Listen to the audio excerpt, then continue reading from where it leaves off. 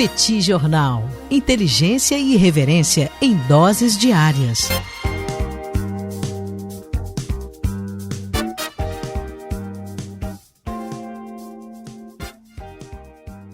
Olá, gente. Bem-vindos, bem-vindas ao Petit Jornal. Esse é o bate-papo número 808. Estamos gravando numa live no YouTube do Petit Jornal. São exatamente 9 horas e 18 minutos da manhã, sim, da manhã, de quarta-feira, 5 de março de 2025. Cá está a dupla de costume, a dupla que você conhece de cor, Tanguy, o Bagdadi, animado, contente, preparado, revigorado, resiliente, retumbante para mais um episódio do Petit Jornal. Além de descansado, né? Porque ele descansou muito nesses últimos dias, isso precisa ficar muito bem registrado. E Daniel Souza, que é esse que vos fala, ao longo dos próximos minutos a gente vai repercutir os principais acontecimentos da política e da economia internacional dos últimos dias. Registro que o próximo episódio do Petit Jornal será gravado na quinta-feira, amanhã, na noite de quinta-feira, às 21 horas, depois da gravação. No YouTube, ele será disponibilizado no feed do podcast. Tudo bem, Tanguy? Vamos nessa? Tudo bem, Daniel Souza. Vamos voltar ao trabalho, né, Daniel Souza? Voltar ao trabalho nessa quarta-feira de cinzas para esse bate-papo 808. Deixo aqui as boas-vindas ao pessoal que nos acompanha no YouTube, né? Pessoal que nos acompanha nessa gravação, nessa live, de onde sai a gravação que vai para o podcast. Espero que tenham tido um bom carnaval, espero que estejam preparados aí para a quantidade de coisa que a gente tem para falar, né, Daniel Souza? Parece que o mundo não parou, não respeitaram o carnaval, tem um monte de assuntos aqui pipocando, tem Ucrânia, tem tarifa, tem Rússia, tem um monte de coisa acontecendo. E vamos começar, Daniel, pelo assunto que nos levou a gravar no sábado de carnaval, né? No sábado de carnaval a gente viu que não tinha jeito, a gente precisava falar sobre o bate-boca entre entre Ucrânia e Estados Unidos, né, entre Donald Trump e Volodymyr Zelensky na Casa Branca, e ao longo dos últimos dias nós tivemos uma série de idas e vindas com relação a esse assunto. A primeira informação, né, que a gente teve nos dias posteriores àquele bate-boca foi que a Casa Branca anunciou uma medida de Donald Trump suspendendo toda a ajuda militar para a Ucrânia. O que para a Ucrânia é um negócio que é basicamente você decretar a derrota, né? Os Estados Unidos são os maiores contribuintes para a Ucrânia em termos de ajuda militar, em termos de grana enviada, em termos de armas, de uma forma geral. Então, os Estados Unidos pararem de mandar ajuda militar, Daniel, é basicamente você decretar que só a Europa vai oferecer essa ajuda, e a gente sabe que a Europa teria muita dificuldade de fazer isso acontecer. A gente sabe, Daniel, que às vezes a Casa Branca, como qualquer governo, aliás, vai soltando na imprensa, né? Às vezes, inclusive, por fontes anônimas. Então, uma fonte anônima do governo americano disse que o presidente Donald Trump, abro aspas aqui, deixou claro que está focado na paz. Precisamos que nossos parceiros também se comprometam com esse objetivo. Estamos pausando e revisando nossa ajuda para garantir que esteja contribuindo com uma solução. A irritação do governo americano, Daniel, cresceu ainda mais quando o Zelensky disse que o fim da guerra está muito, muito longe. Aí, Daniel, Trump foi para a rede social dele lá para dizer que essa foi a pior declaração que Zelensky poderia ter feito e os Estados Unidos não tolerarão isso por muito mais tempo. Então, basicamente, Daniel, ele mostrou toda a irritação, que a irritação dele não foi somente naquele momento, mas traria consequências de longo prazo. Só que aí, um repórter perguntou para ele, vem cá, mas beleza, ok, você tá chateado aí com o Zelensky, vai parar de mandar arma e tudo, mas esse acordo de minerais aí morreu? E o que o Trump disse não acredito que o acordo esteja morto. Ele ainda seria um grande acordo para nós, mas havia uma expectativa da Casa Branca de que o Zelensky demonstrasse arrependimento. Olha, a gente pode ainda assinar um acordo sobre minerais. O acordo sobre minerais, só para lembrar, foi uma proposta do Trump, uma proposta dos Estados Unidos, para que a Ucrânia, para meio que compensar a ajuda toda oferecida pelos Estados Unidos, oferecesse uma parte da receita oriunda de minerais, então a gente está falando sobre minerais estratégicos, petróleo e gás para os Estados Unidos. Então os Estados Unidos continuariam contribuindo com o esforço militar ucraniano, mas ficariam com uma parte dessa receita. O Trump disse que dá para fazer, mas o Zelensky ele vai ter que se movimentar. O Zelensky, Daniel, pegou essa no ar, não deixou nem quicar no chão e já disse que está disposto, ele falou isso nos últimos dias, a Ucrânia está disposta a trabalhar, e aí o Trump adora isso, né, sob a forte liderança do presidente Donald Trump. Donald Trump vai nos liderar, Daniel Souza. Donald Trump ele sabe o que é melhor. Estamos dispostos a trabalhar sob a forte liderança de Donald Trump. E aí, Daniel, o Trump ele toma isso como uma vitória, e é mesmo, né? Depois daquela discussão toda, você tem a Ucrânia, de uma certa maneira, recuando, né? Então, aceitando que os Estados Unidos têm que liderar esse processo, e o Trump foi para o parlamento ontem, para o Congresso americano ontem, para dizer que a Ucrânia quer negociar e a Rússia está pronta para a paz. Aí ele usa aqueles recursos dele, né, Daniel? Não seria maravilhoso, rapaz?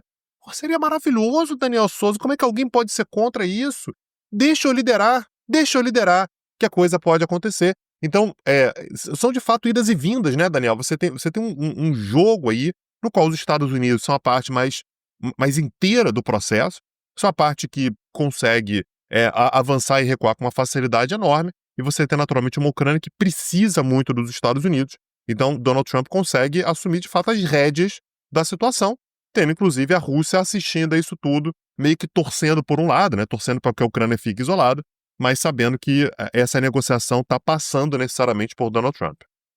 Agora, Tanguy, me chamou muito a atenção a diferença na cobertura jornalística justamente desse recuo do Zelensky, a cobertura na Europa e nos Estados Unidos. Nos Estados Unidos, a cobertura jornalística sugere que o Zelensky sucumbiu, que o Zelensky se rendeu ao Donald Trump, que ele está realmente oferecendo ali tudo o que o Donald Trump havia exigido. Na Europa não é bem assim. Quando você pega a cobertura jornalística europeia, o que se coloca é que, sim, o Zelensky abriu uma porta para o diálogo, mas que ele continua batendo na tecla da segurança ucraniana, que sem a segurança ucraniana não há possibilidade de acordo, inclusive algum tipo de bloqueio, algum tipo de proteção aérea à Ucrânia, algum tipo de proteção naval à Ucrânia, como forma justamente de construir um acordo. Isso me chamou demais a atenção porque parece que a mídia americana e a mídia europeia estão falando de dois fatos diferentes, quando não estão falando exatamente da mesma coisa. E dentro desse contexto polarizado, é impressionante como a gente começa a ter a circulação de notícias que tem aí um conteúdo bem diverso, e o pessoal que acompanha justamente essa temática, fica aqui a dica. Olha a imprensa americana e olha a imprensa europeia, porque às vezes você vai ter a impressão que são fatos um pouquinho distintos. Pois é, a gente comentou, Daniel, na live que a gente fez aqui no sábado, que a gente teve o Keir Starmer, por exemplo, que foi para a Casa Branca na semana passada, o primeiro-ministro britânico, que não tinha se posicionado sobre a questão do bate-boca ainda, né, entre Donald Trump e Volodymyr Zelensky. A gente falou assim, olha, uma galera se posicionou e o Reino Unido estava numa posição meio silenciosa, né, basicamente era isso. A gente sabe que as declarações do Trump pegaram muito mal no Reino Unido, né? Quando o Donald Trump diz que, olha, vocês têm que cuidar aí da segurança de vocês e tal, que a gente não tem nada a ver com isso. Na Europa, particularmente os britânicos, ficaram decepcionadíssimos com isso. A gente sabe, né, Daniel, que não é de hoje que britânicos morrem em guerras iniciadas pelos Estados Unidos. Isso aconteceu no Oriente Médio algumas vezes. Aliás, o Canadá também, né? O Trudeau também deu uma declaração bastante forte com isso. Olha, para onde vocês foram aí nas últimas décadas, os canadenses foram atrás e morreram junto com vocês. E aí o Keir Starmer, Daniel, ele não falou nada no primeiro momento, mas ele recebeu líderes europeus em Londres no domingo, né? E isso foi antes do Donald Trump dizer que, né, meio que voltar as negociações para os trilhos, né, aparentemente. Então, começou a haver naquele momento um desenho de um processo de paz liderado pelos europeus, né? Então, o Keir Starmer, por exemplo, ele disse que há claramente algumas opções na mesa. Então, olha, não é desespero também. Se os Estados Unidos abandonarem o negócio, dá pra gente tentar alguma coisa aqui pela Europa. É tão simples assim? Pô, não é. Com os Estados Unidos, claro que vai ser muito mais fácil, vai ser muito mais direto ao ponto, mas dá pra gente fazer. O Macron, por exemplo, chegou a imaginar como é que a negociação poderia acontecer na prática. De novo, isso foi antes de Zelensky tentar ali dar uma recuada e tal, e Donald Trump dizer que a negociação podia continuar. Mas disse Macron, Daniel, e aí exatamente o que você estava falando agora há pouco, abro aspas, uma trégua no ar, no mar e na infraestrutura energética nos permitiria determinar se o presidente Vladimir Putin está agindo de boa fé ao se comprometer com a trégua, né? Então, basicamente, vamos tentar uma trégua e a gente testa. As partes estão realmente querendo chegar num cessar-fogo e tal. O próprio Merz, que nem é chanceler alemão ainda, mas muito provavelmente vai ser o próximo, a não ser que aconteça uma hecatombe na Alemanha, disse que a crise no Salão Oval, então está falando da discussão entre Donald Trump e Volodymyr Zelensky, foi construída pelos Estados Unidos, não ficou nem em cima do muro, Daniel. Falou assim, olha, foram os Estados Unidos que construíram aquela crise, a Ucrânia não tem nada a ver com isso. A Ucrânia apenas reagiu aos fatos que foram levantados por Donald Trump. Então, Daniel, a gente vai ter muito assunto ao longo dos próximos dias para tentar imaginar para onde exatamente que vai essa negociação. E um outro tema que vai colocar a gente o tempo todo para trabalhar aqui também é um tema que é de interesse profundo da Rio Claro Investimentos, Daniel, que é a nossa parceira, a Rio Claro Investimentos, que é uma gestora de ativos. Então, se você quer pensar numa solução de longo prazo para suas finanças, se você quiser pensar naquele objetivo de se aposentar, de fazer uma viagem, comprar um apartamento, né, de ter uma renda passiva lá na frente, com o dinheiro que você tem hoje, procura a Rio Claro porque ela está de olho em toda essa bagunça que está acontecendo, inclusive na questão das tarifas, né, Daniel? Vai ter tarifa, não vai ter tarifa? Trump vai tarifar, não vai tarifar? Ele avança, recua? E aí, Daniel, o que está acontecendo com as tarifas impostas ou não impostas pelos Estados Unidos? Pois é, Tanguy, a gente tem acompanhado essa novela. No caso das tarifas, né, impostas a países como o México e o Canadá, nós já tivemos avanços e recuos. O Trump disse que as tarifas entrariam em vigor no início de fevereiro, depois passou para o início de março. Na semana passada chegou a dizer que elas ficariam para abril, depois recuou dizendo que elas seriam implantadas em março mesmo e foram implantadas ontem. Quer dizer, no dia de ontem, o Trump cumpriu a sua ameaça de impor tarifas de importação de 25% sobre o Canadá e o México e também dobrou para 20% uma tarifa já existente sobre a China. Há exceções, né? Você tem ali tarifas menores para produtos considerados mais sensíveis que os Estados Unidos precisam importar desses parceiros comerciais. Porém, no início da noite de terça-feira, o secretário de Comércio americano sugeriu que o presidente americano poderia recuar, poderia aliviar. Tira, é mesmo, eu não imaginava isso não. Tanguy, então vamos acompanhar, pode ser que algum recuo aconteça, particularmente em relação a produtos mexicanos e canadenses, sobre os quais passou a incidir uma tarifa um pouco mais pesada. O fato é que essas novas tarifas aplicam-se sobre cerca de 1,5 trilhão em importações anuais, trilhão de dólares. E me chamou a atenção, Tanguy, as reações, né? As reações foram bem diferentes dos três países. Os três países que são aí os maiores parceiros comerciais dos Estados Unidos, considerando, claro, países individualmente, não a União Europeia como um bloco de países. E o Trudeau foi o que reagiu de forma mais dura. E me parece que ele foi o que reagiu de forma mais dura porque o Canadá está num processo de corrida eleitoral e a gente tem observado que um certo endurecimento do discurso em relação aos Estados Unidos tem aumentado a popularidade do partido do Trudeau. E isso ajuda, talvez, a explicar essa reação dele um pouco mais forte em relação às tarifas americanas. Ele fez um discurso, você até mencionou isso há pouco, Tanguy, onde ele coloca o Canadá como grande aliado da história dos Estados Unidos. Ele chega a citar, olha, nós lutamos ao lado dos americanos na Segunda Guerra Mundial, lutamos ao lado dos americanos na Guerra da Coreia, nós ajudamos vocês, americanos, durante o 11 de setembro. Ele fez referência até aos recentes incêndios na Califórnia, em que o Canadá ajudou. Quer dizer, ele destaca, olha, nós sempre fomos aliados de vocês, nós sempre fomos seus amigos. Não estou entendendo, o subtexto é esse, essa hostilidade que você está estabelecendo. Num determinado momento, o Trudeau, ele chama o presidente americano de Donald, e a gente sabe, né, na língua inglesa, quando você chama pelo primeiro nome, isso tem ali um certo significado. Num determinado momento, ele disse que a guerra comercial é uma coisa muito idiota a se fazer. Ele faz um head antes, dizendo que o Trump é um homem inteligente, etc., mas que uma guerra comercial é uma coisa muito idiota a se fazer, porque acaba trazendo impactos inflacionários, impactos sobre os empregos. Aí ele anuncia que o Canadá iria retaliar, e ao anunciar que vai retaliar, ele diz, olha, canadenses, vai doer, tá? Eu vou retaliar e vai doer, vai trazer consequências para a economia do Canadá, mas é algo que a gente precisa enfrentar juntos, é algo que a gente precisa realmente fazer dentro desse contexto onde os Estados Unidos estão adotando uma postura de hostilidade.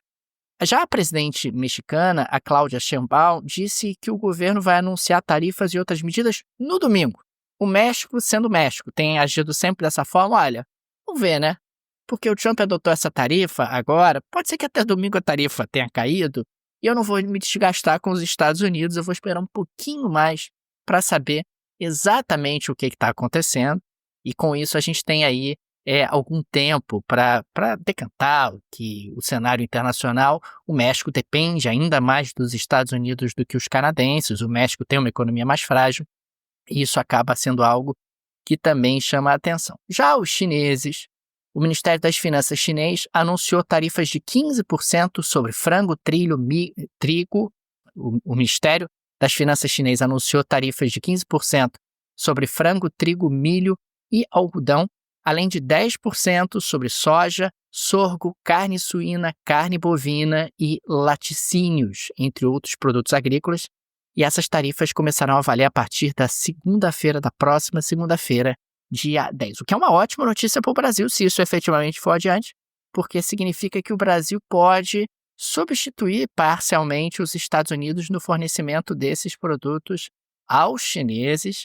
Então, cabe ao Brasil, nesse momento, Tanguy, fingir-se de morto, ficar em silêncio, deixar o tiroteio acontecer e depois se posicionar de acordo com o que ocorrer.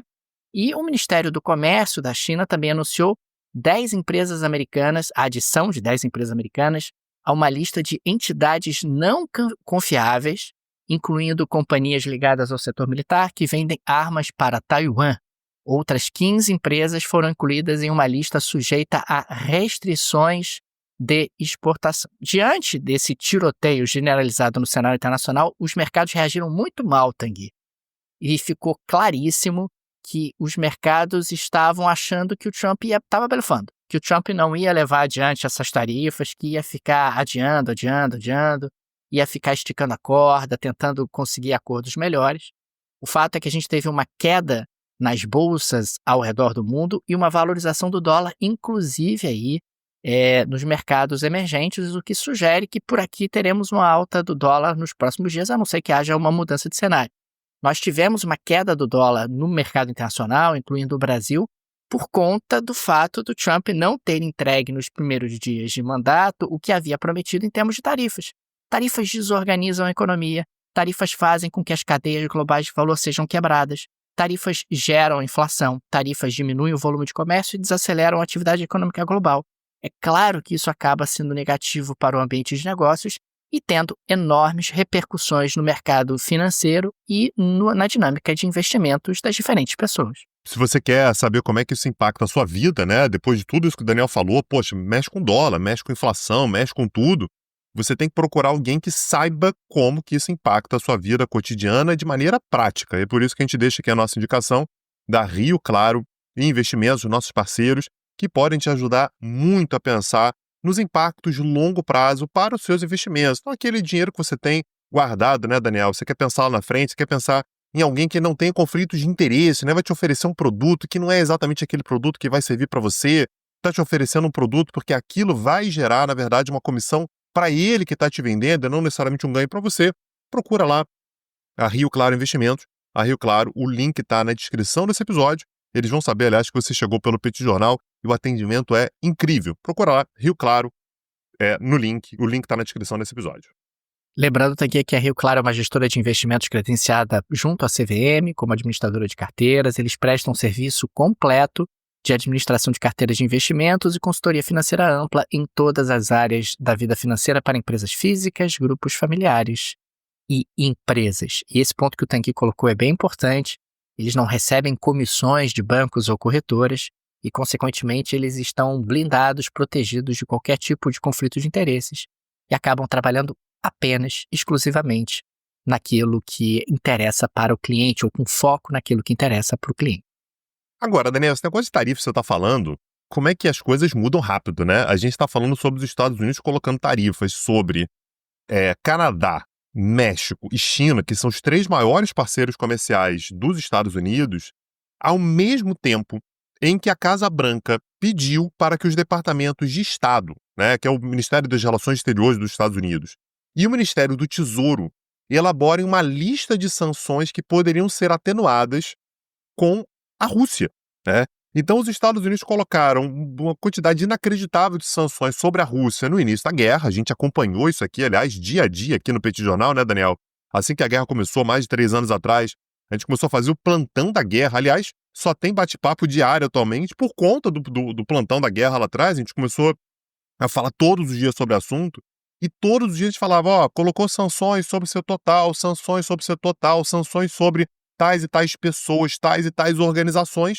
E agora, a Casa Branca está começando a pedir estudos para ver que sanções poderiam ser retiradas. Então você está aumentando sanções contra o Canadá, pelo menos ameaçando aumentar sanções contra o México, contra a China, que a gente sabe que é um rival geopolítico dos Estados Unidos, mas é um parceiro importantíssimo do ponto de vista comercial dos Estados Unidos, e há um estudo, portanto, para que você possa retirar essas sanções, ou pelo menos atenuar algumas sanções impostas contra a Rússia de Vladimir Putin.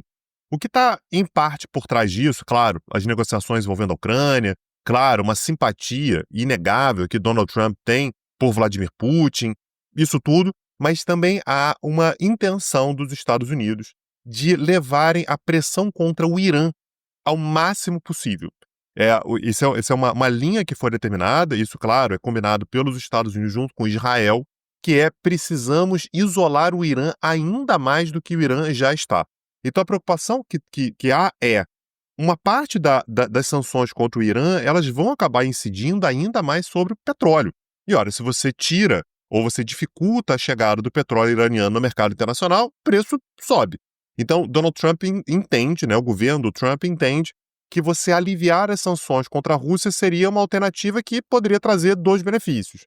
Poderia garantir uma margem para negociar a guerra da Ucrânia e poderia beneficiar também a chegada de petróleo russo, né, de energia russa de uma forma geral, no mercado internacional. E dessa maneira você controla o valor, né, de um dos ativos mais importantes, né, que é a energia, no mercado. Aliás, se você quer entender mais sobre energia, sobre a relação entre energia e geopolítica, tem um curso lá no Petit Curso sobre isso, né, um curso só sobre energia, que está cada vez mais atual, né, Daniel? Cada vez mais importante entender essa relação.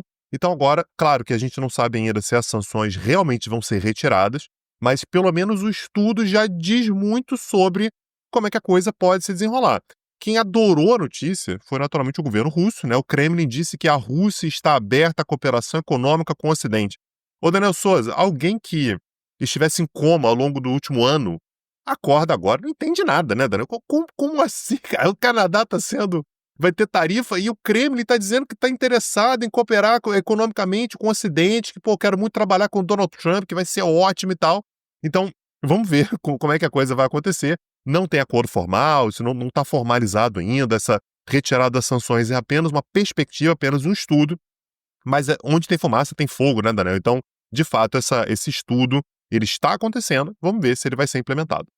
Aliás, a própria Rússia deu sinalizações ao longo das últimas semanas de que estaria disposta a receber de volta empresas ocidentais, particularmente empresas americanas. A gente chegou a falar sobre isso aqui no Petit Jornal, que o Putin teria encomendado algum tipo de modelagem para o governo russo. E o que acaba ficando claro, Tanguy, é que quando essas conversas começaram entre Rússia e Estados Unidos, esse ponto apareceu imediatamente, né? Eles começam a divulgar gradativamente essas notícias para que o público se acostume com a ideia de uma normalização, de uma certa normalização econômica entre a Rússia e os Estados Unidos, mas me parece que a decisão já está tomada, é tudo uma questão de como será feito, qual é a modelagem que você pode formatar para atingir um objetivo que já foi traçado. Aliás, Tanguy, mudando de assunto, eu queria registrar rapidamente que a BlackRock, que é uma gigantesca gestora de investimentos norte-americana, concordou em comprar 2 grandes portos no Canal do Panamá. Na realidade, comprar a operação, né? Comprar a concessão de 2 grandes portos no Canal do Panamá, um no Pacífico e um no Atlântico. Aliás, os 2 grandes portos do Panamá após pressão do presidente dos Estados Unidos. Então, nós tínhamos uma empresa de Hong Kong, sendo a concessionária desses 2 portos, e agora teremos uma empresa americana, sendo a concessionária desses 2 portos. Veja você, Tanguy, que parece que Donald Trump não queria tomar o canal do Panamá, tomar mesmo, pelo menos militarmente. Ele queria apenas jogar os chineses para o lado, diminuir o espaço dos chineses, quem sabe conseguir algum tipo de desconto ali nas tarifas e nas taxas de passagem das embarcações dos Estados Unidos. O Panamá fica sempre naquela situação muito delicada, né, tentando se equilibrar entre China e Estados Unidos, tenta também não fustigar demais os chineses, porque teme que a China construa um outro canal na Nicarágua, né? Vai que a China inventa de fazer um canal na Nicarágua, aí que eu tô perdido de vez. Então, eu tenho que manter um certo equilíbrio.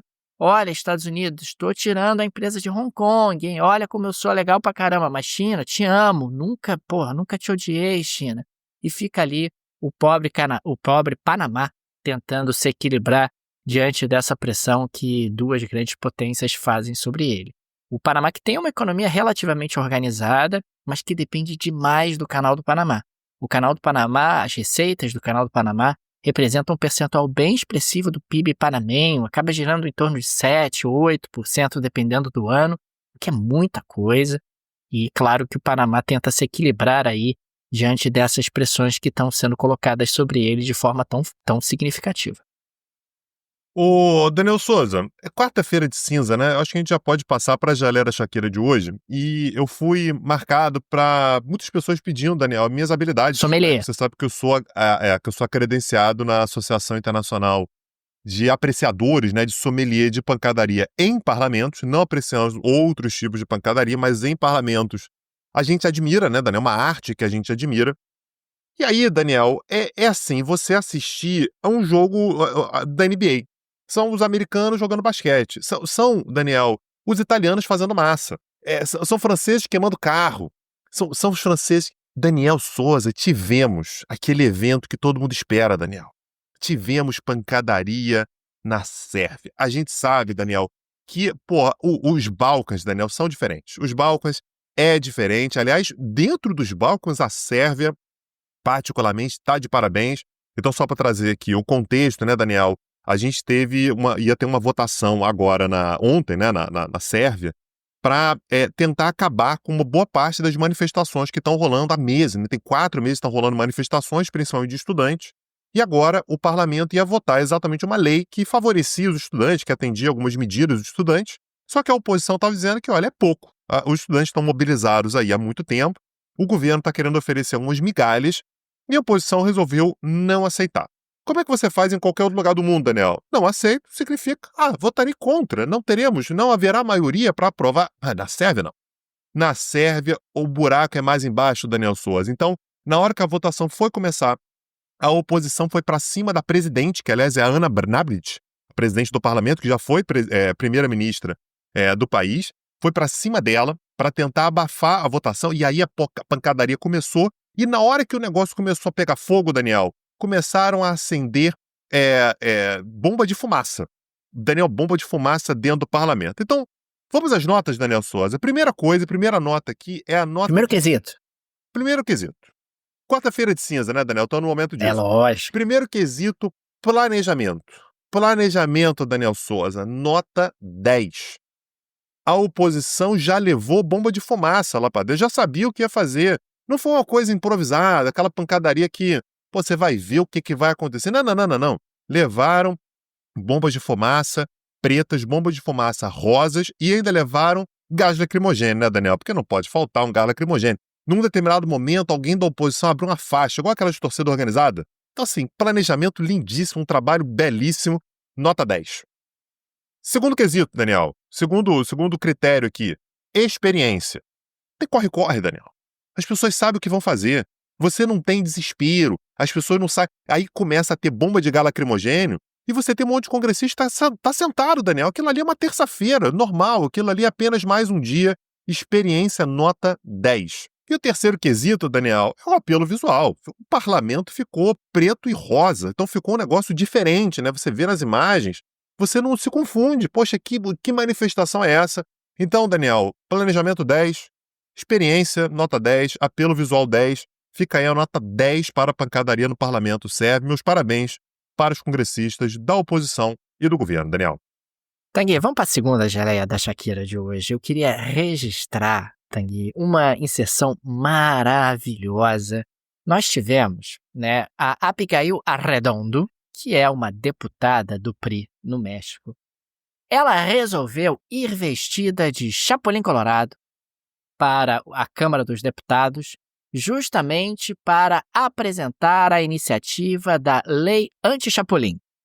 Achei estranho, porque você vai de Chapolin para defender a Lei Anti-Chapolin. Enfim, mas a Lei Anti-Chapolin, que está sendo proposta no México, é uma lei que tenta fazer com que os deputados eleitos pelo sistema de representação proporcional percam seus mandatos caso mudem de partido. Daí vem a ideia do Chapolin, o gafanhoto, que pula de um partido para o outro e, consequentemente, acaba mantendo o seu mandato. De qualquer maneira, é a América Latina, sendo América Latina, é disso que gostamos, A especialidade da Sérvia é pancadaria. A especialidade da América Latina é criatividade, são as fantasias. São justamente as lutas políticas de forma absolutamente diferenciada. Então fica aqui essa nota, esse registro da senhora Abigail Arredondo, vestida de Chapolin Colorado no México para defender a lei anti-Chapolin, ou seja, a lei contra o Chapolin que ela está vestida. Essa parte eu não entendi, mas de qualquer forma fica aqui a nota e o registro, a nossa admiração à América Latina, que é diferenciada na política. Mas, quer entender Sérvia? Pô, não tô entendendo o que está acontecendo. Como assim pancadaria em parlamento? petcursos.com.br, temos um curso lá sobre os Balcãs. Aliás, um baita curso que a gente ofereceu lá. Quem entendeu um pouquinho sobre a Sérvia, vai lá. Temos um curso, Daniel, só sobre o México. Você quer entender sobre o México aí, né? Daniel tá falando sobre, fantasiada de Chapolin, para uma lei anti-Chapolin e tal. Quer entender essa bagunça lá do México? Tem um curso só sobre o México. Aliás, boa parte dos temas que você fica curioso por aí, tem um curso lá no Petit Cursos. E se você quiser saber sobre a bagunça maior, né, Daniel, a política externa dos Estados Unidos, como é que os Estados Unidos se posicionam diante do mundo nesse governo do Donald Trump, tem um curso que está rolando agora, nesse momento, que a gente já falou sobre política externa dos Estados Unidos, vamos falar ainda sobre economia americana, inteligência artificial, sobre as armas americanas, né, como é que está o poderio militar americano, tudo isso lá em petcursos.com.br, o link está na descrição também, ou você pode ir direto no navegador, petcursos.com.br. Fica aqui também o nosso agradecimento a todos os apoiadores e apoiadoras do Petit Jornal, vocês que ajudam a manter esse projeto de pé. Fica o nosso carinho, o nosso abraço, o nosso muito obrigado a cada um de vocês. O Petit é uma mídia pequena, não tem nenhuma produtora por trás, nenhum conglomerado por trás, e por isso o apoio, a ajuda de nossos apoiadores é tão importante. Fica aqui o nosso genuíno agradecimento a cada um de vocês. E fica também o nosso convite, se você ainda não é apoiador, não é apoiadora do Petit Jornal, considere se tornar. No descritivo desse episódio tem várias alternativas. Você pode fazer um Pix para o Petit Jornal, chave Pix no descritivo, uma forma prática, instantânea, de apoiar o Petit Jornal, dá para ativar o Pix recorrente. Você também tem o link do Apoia-se e do Patreon, se você vive no exterior. Tenho certeza que uma dessas alternativas será confortável para você. É isso. Daniel Souza, amanhã, quinta-feira, a gente volta no nosso horário tradicional, às 9h. Um abraço e até a próxima, gente. Valeu. Tchau, tchau. Petit Jornal. Inteligência e irreverência em doses diárias. Acesse www.petitjornal.com.br.